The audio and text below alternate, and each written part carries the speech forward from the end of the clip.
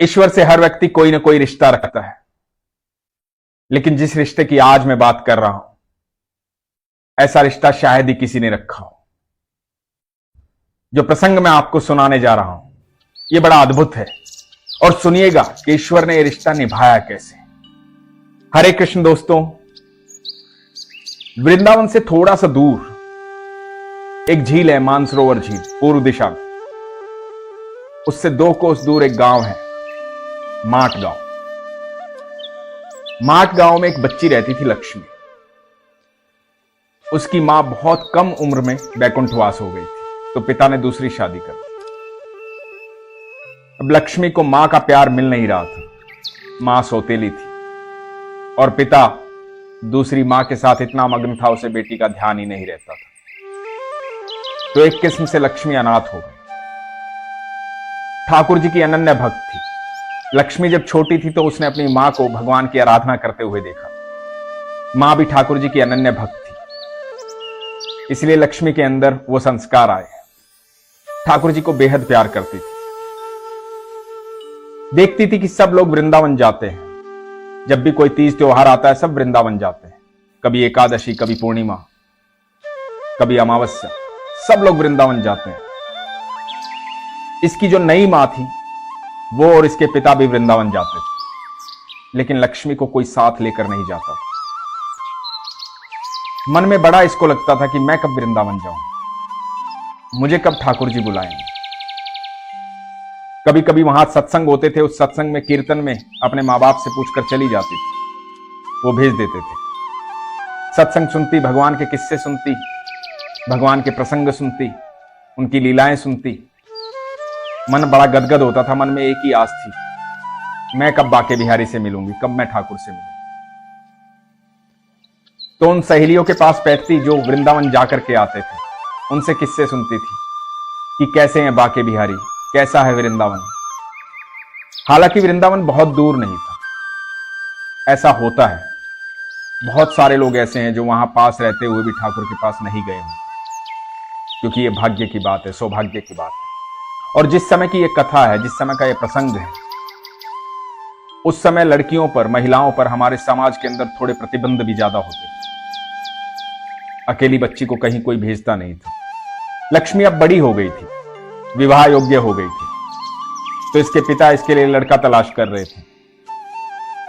लड़का तलाश कर रहे थे, बहुत जगह लड़का ढूंढा और लड़का मिला वृंदावन में। लड़के का नाम नारायण। जैसे ही ये बात लक्ष्मी को पता लगी, लक्ष्मी बड़ी प्रसन्न हुई कि वाह, अब तो मैं वृंदावन जाऊंगी ही जाऊंगी। अब तो तय हो गया कि वृंदावन जाऊंगी। और लक्ष्मी की शादी हो गई। लक्ष्मी की शादी हो गई। लक्ष्मी तो इतने दिनों से इंतजार कर रही थी, विवाह होगा, वृंदावन जाऊंगी, मेरे ठाकुर से मिलूंगी। इस बीच लक्ष्मी ने कहीं यह सुना था कि ईश्वर से कोई ना कोई रिश्ता होता है, संबंध होता है, तो ईश्वर के ज्यादा करीब हो जाते हैं। तो लक्ष्मी को वो बात ध्यान आई। लक्ष्मी ये सोचती थी, क्या रिश्ता रखूं ठाकुर जी से, क्या संबंध रखूं। अब जब शादी वृंदावन में हो रही थी, तो लक्ष्मी ने बोला कि ठाकुर जी आज से मेरे देवर हैं। क्योंकि लक्ष्मी ने हमेशा ठाकुर जी की बाल लीलाएं सुनी थी, तो लक्ष्मी को लगता था ठाकुर जी छोटे से होंगे, सुंदर से होंगे, प्यारे से होंगे, तो आज से वो मेरे देवर है। अब जो बात कहनी होगी मेरे देवर को बोल दूंगी, जो काम करना होगा देवर को बोल दूंगी।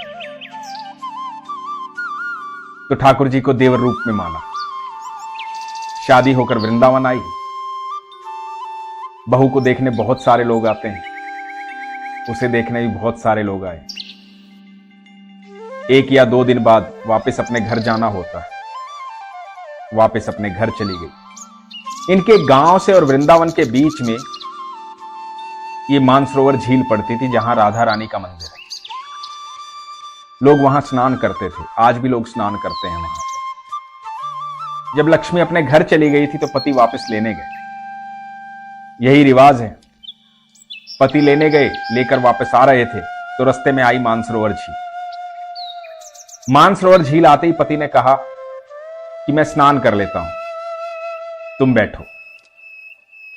और लक्ष्मी राधा रानी के मंदिर के पास बैठ गई। मन में बस यही सोच रही थी कि अब तो पग फेरा भी हो गया है, वापस भी आ गई हूं, अब मेरे देवर से मेरा मिलना जरूर होगा, ठाकुर से मिलना जरूर होगा।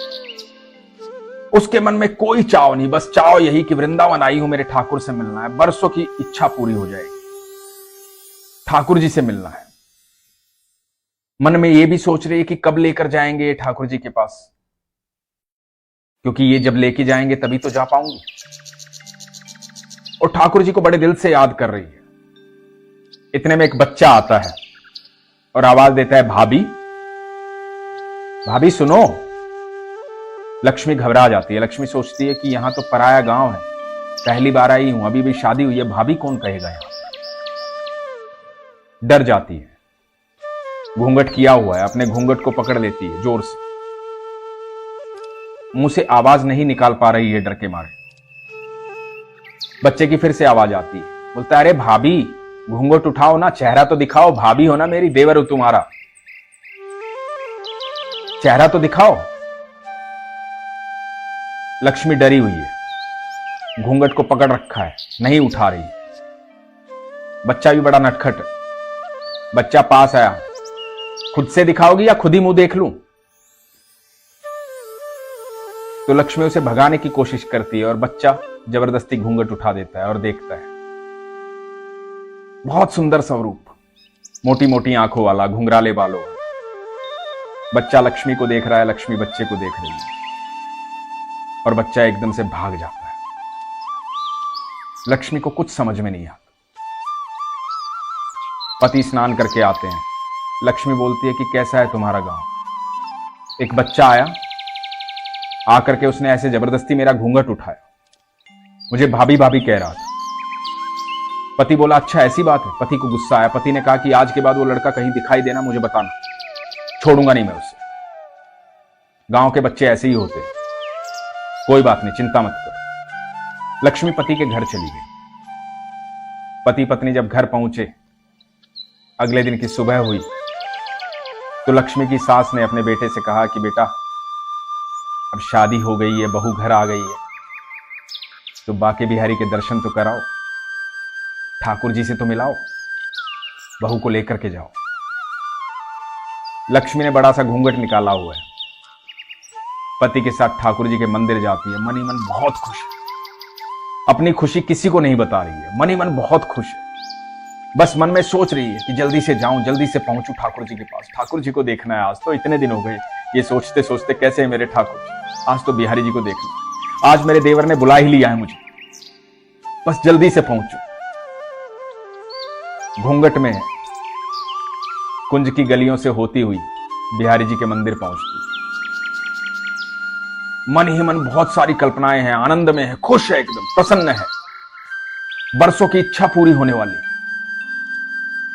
मंदिर के अंदर पहुंचती, ठाकुर जी के सामने पहुंचती है, सोच रही है घूंघट उतारूं ना उतारूं, मन बहुत है उतारने का, ठाकुर जी को देखने का, पर यह डर है पति डांट ना दे, क्योंकि ये रिवाज है, यहां कोई लोग देख ना ले, इसलिए घूंघट उतार नहीं रही है। इतने में पति कहते हैं कि अरे ठाकुर जी के सामने खड़ी हो, घूंघट उतारो, ठाकुर जी को देखो अपनी आंखों से, ठाकुर जी भी तो तुम्हें देखेंगे। और लक्ष्मी घूंघट उठाती है, जैसे ही बाके बिहारी को देखती है स्तब्ध हो जाती है, देखती रह जाती है। उसे बाके बिहारी का विग्रह नहीं दिखाई दे रहा, उसे वो बच्चा दिखाई दे रहा है जिसने आके कहा था, अरे घूंघट तो उठाओ भाभी, मुझे देखना है तुम्हें। वो बच्चे को देखती है और जोर से चिल्ला पड़ती है, देखो मैंने तुम्हें कहा था ना एक लड़का आया था, यही है वो लड़का, ये देखो ये देखो, ये सामने खड़ा हुआ, यही वो लड़का है, इसने मेरा घूंघट उठाया था। और मंदिर के आसपास के लोग भी देखने लग जाते हैं। वो बिहारी जी की तरफ उंगली करके कह रही है, यही है वो लड़का। पहली बार बिहारी जी के मंदिर आई। पति बोलता है कि ठाकुर जी तुमसे मिलने आए थे। जब मैं स्नान कर रहा था ठाकुर जी तुमसे मिलने आए थे। लक्ष्मी बोलती है ठाकुर जी हैं। और लक्ष्मी भाव विभोर हो जाती है, सबकी आंखों से अश्रु बह रहे। मेरा देवर मुझसे मिलने आया था, मैंने कहा था मुझसे मिलने आना, मुझसे वहीं पर मिलने आया था। मैं याद कर रही थी मेरे देवर को कि कब मिलूंगी कब मिलूंगी। ये तो मुझसे पहले मेरे पास पहुंच गया। ऐसे हैं ठाकुर जी, ऐसे हैं कन्हैया। मैं सच कहता हूं, विश्वास रखो बस, वो आपके आसपास हैं, आपकी एक आवाज पर आपके पास आएंगे, क्योंकि आपके पिता हैं।